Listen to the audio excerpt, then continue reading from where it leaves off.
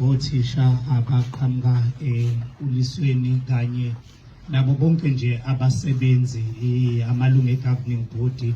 Kunevesi encwadini yamaHubo 133 lithi bheka kumnandi kuhle ukuhlangana kwabangcwele kufana namafutha ehlela ezindevini zika Aroni.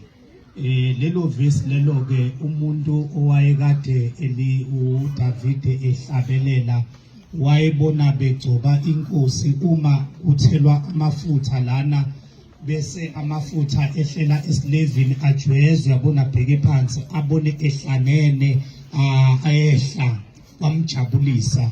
Ngiyacabanga ukuthi nathi uma ngabe sihlangene ngalendlela lena inkosi iyajabula, abothisha bayajabula, nabazali bayajabula ngoba kuhle ukuhlangana kwethu sivela kwesinye isikole nakwesinye isikole sizokwakha ubungane.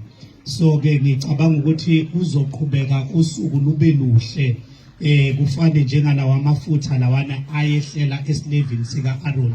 Asivala amehlo ngikhuleke. Baba wethu omuhle oyise wenkosi yethu Jesu Kristu, ngempela Nkosi uyasimangalisa usuku ngosuku. Baba wethu simangaliswa ukuthi ubalondile abahlobo bethu bevela endaweni ekude ePhambanana bahambe kahle sebafikile. Nathi Nkosi wasilonda, uNkulunkulu wethu wasivusa, wasivikela, wasilonda, sahlangana uNkulunkulu wethu singabaphilileyo. Sikhulekela Nkosi ubungani obuhle uNkulunkulu wethu, sisazokwenza imidlalo eminingi iyahlukahlukeneyo yiba kanye nathi Nkosi. Ekugcineni kosuku sithi impela kuhle ukuhlangana kwabantwana bendawonye uNkulunkulu wethu kanye nabothisha. Siyakubonga ngakho konke Nkosi osihlelele khona ukuba sikwenze.